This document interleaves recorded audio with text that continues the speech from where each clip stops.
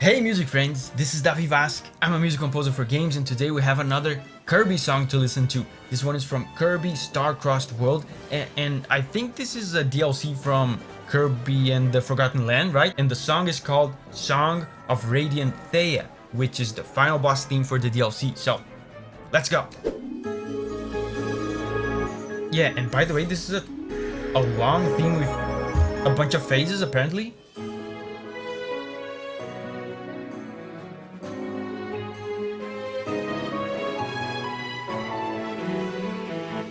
Is this the final boss already? Are we fighting right now to this? Because this sounds pretty calm. Oh.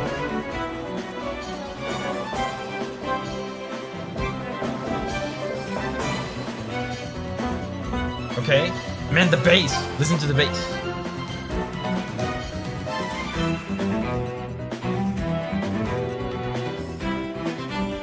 Yeah, I think this is gonna start slow like this. I mean, it already has some rhythm to it,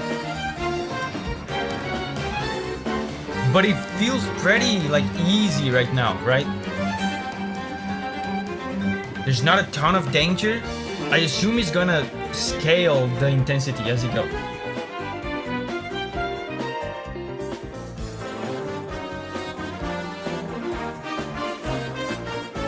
Oh.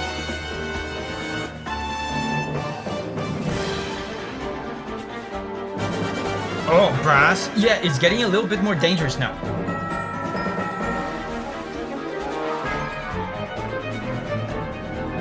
Yeah, there's a little bit of danger. Can you feel it? Tension. Oh, the drums are faster.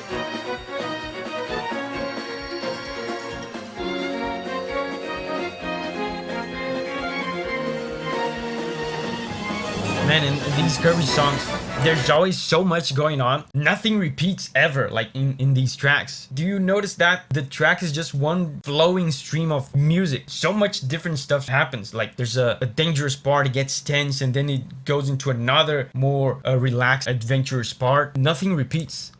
There's a sort of signature chaos to Kirby music.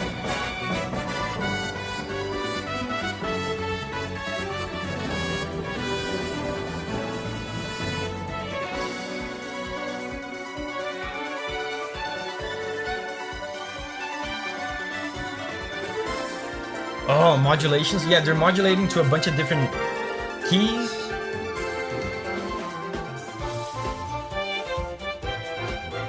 And not much of a theme yet, right? Wait. I was just saying, like, there's not much of a melody, right? There's like melody fragments, melody bits, but not much of a theme. I feel like they just showed us maybe a theme, maybe from another part of the game or something. I feel like they showed something that could be an important melody here. Let me see. It's coming.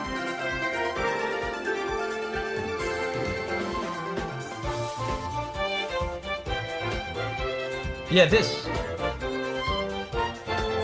Right? And we know that in these Kirby final boss themes, they love to do this. They love to bring back themes from the beginning of your journey, right? And show them to you again to create that emotional moment of remembering what you've been through, remembering your journey. I feel like this could be something like that. It feels like a more recognizable, more tangible melody. This one.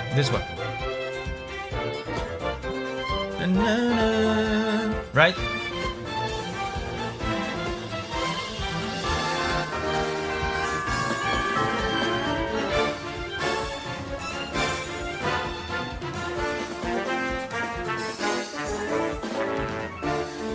Man, music like this, I have to say, music like this is so difficult to make.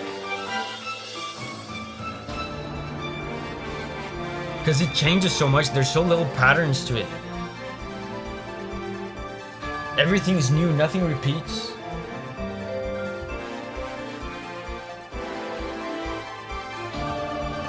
Quiet. Yeah, this is how the stakes get higher, right?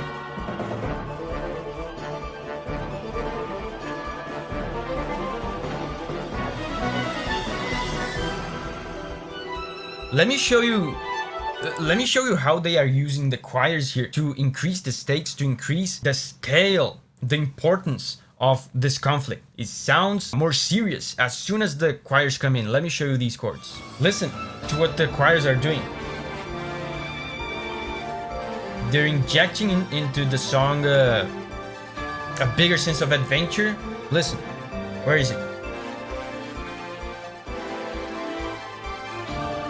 Here, the choirs. Listen.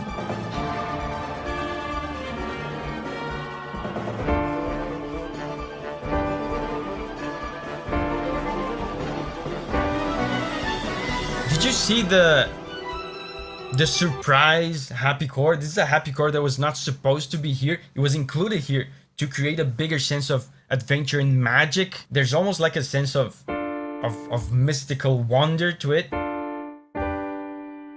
So far, like I said at the beginning, not a lot of tension. The choirs, they increase like the scale of the conflict and the importance of it, but it still sounds pretty adventurous and not super dangerous.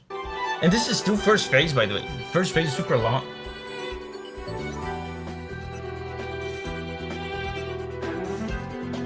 Man, listen to the bass. If you're not listening to this on headphones, you're missing out on the bass.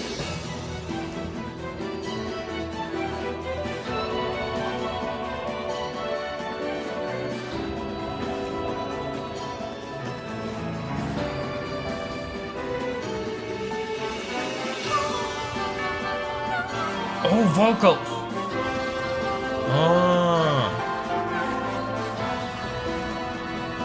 Vocals. I wonder if that means anything. I've heard another Kirby track before.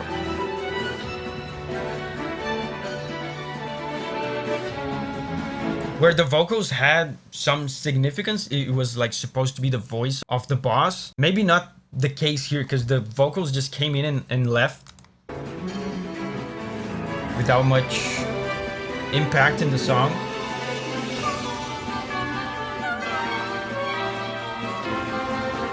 Again, they're here again, but they do seem like a side arrangement. They don't seem like a main aspect of the song. Okay.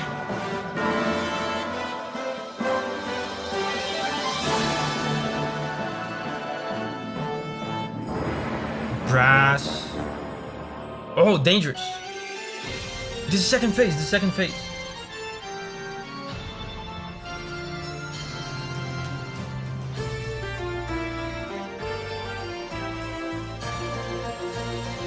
And right away, there's a change in time signature.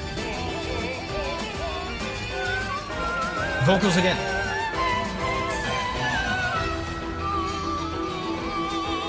Can you hear the change in time signature? 1, 2, 3, 1, 2, 3, 1, 2, 3, 1, 2, 3. I love the sampled keyboard opera singer.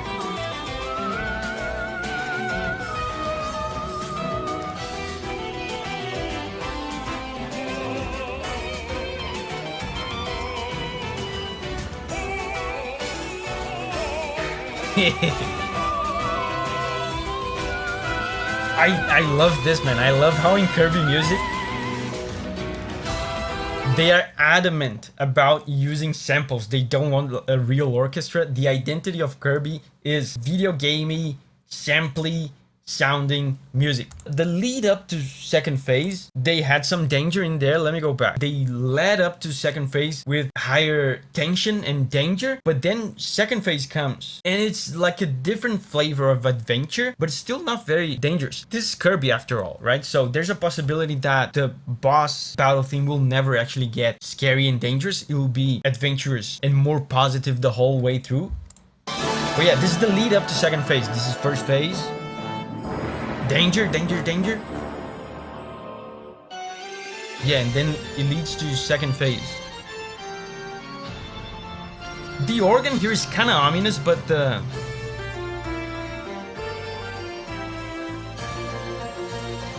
harmony itself is actually pretty positive. There's a sense of accomplishment and like I said, adventure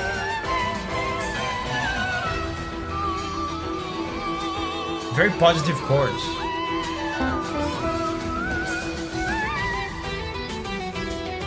The guitar. Listen to this. Listen to these chords. How positive they are. It really feels like it's a boss fight where you're supposed to feel victorious. You're supposed to feel like you're doing it. You're saving the world. You're defeating the bad guy. There's no room for doubt, for terror, for tension, for urgency. It's just like almost like a victory lap kind of boss. At least that's what the music tells me. Check out these chords. Listen to this, guys.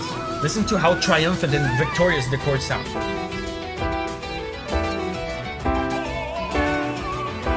Right? And again, nothing repeats in these tracks ever, so this little fragment of chords never comes back again, but you could see how triumphant it sounded. The happy chords.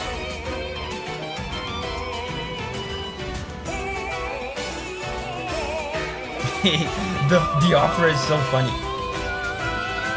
Probably doesn't have any significance this time around, right? The opera.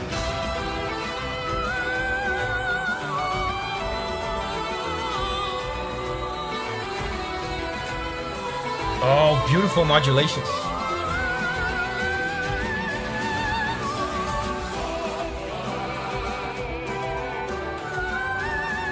The way they modulate the key in this song.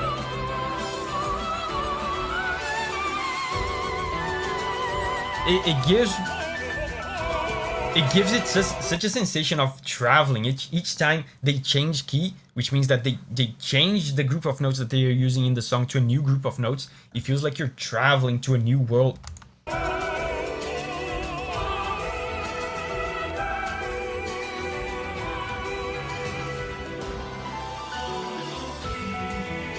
More quiet. There's another phase after this second phase.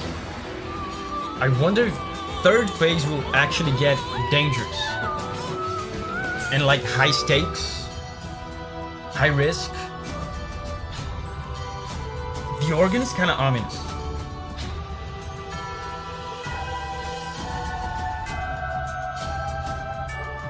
Again, the triumphant chord sequence, remember, that I showed, is the same one from before. Is now being done in the organ. Where's the organ? So yeah, they're really emphasizing this triumphant feel.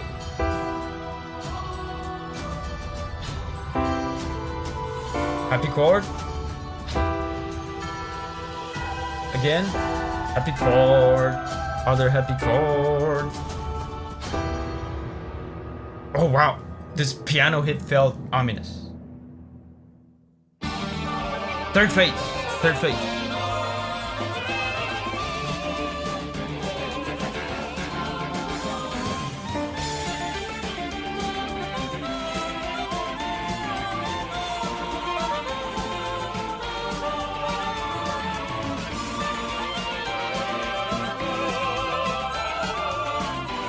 Okay, this is cool. This is the first time I feel like they are actually using a little bit more of melody.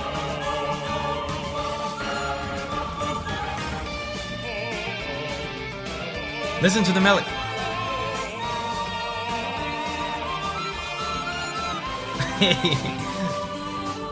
the opera lady. Poor opera lady. She's singing too high.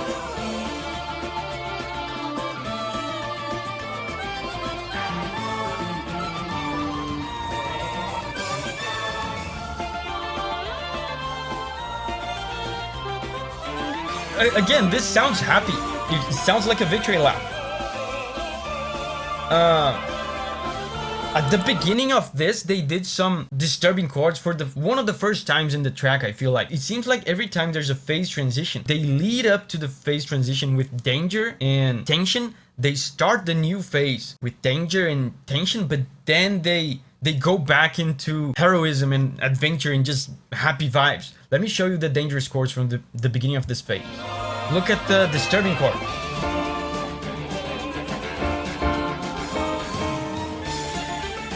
It's very brief, and then they go back to happy. It's happy again. Yeah, and I love this melody.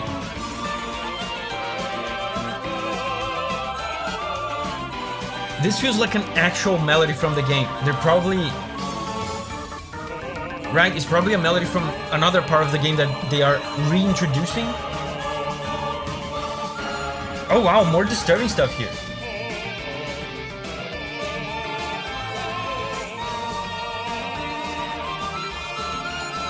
The opera lady again. Poor opera lady.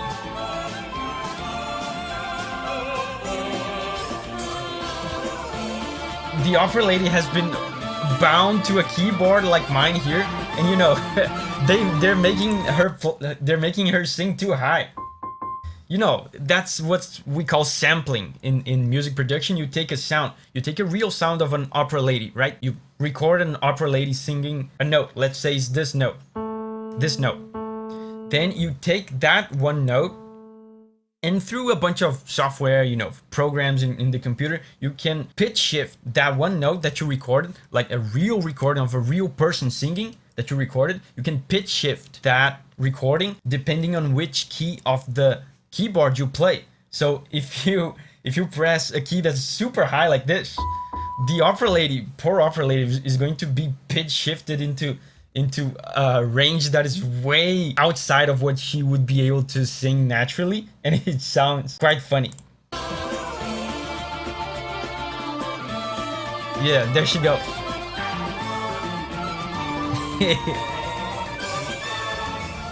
When she goes super high, it almost starts sounding like a flute.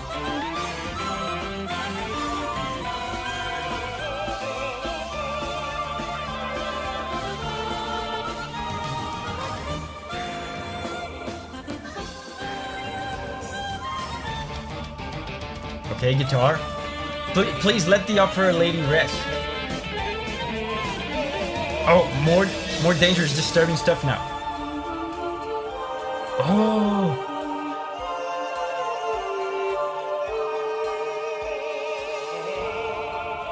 Whoa, for the first time, we're having a haunting, eerie kind of vibe. Mysterious.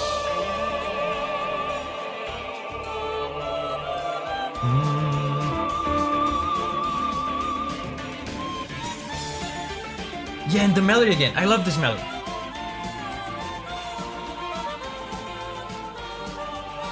That has to be a melody from the DLC, probably, right? Such a good melody. Is it fading out? Man, what a crazy song.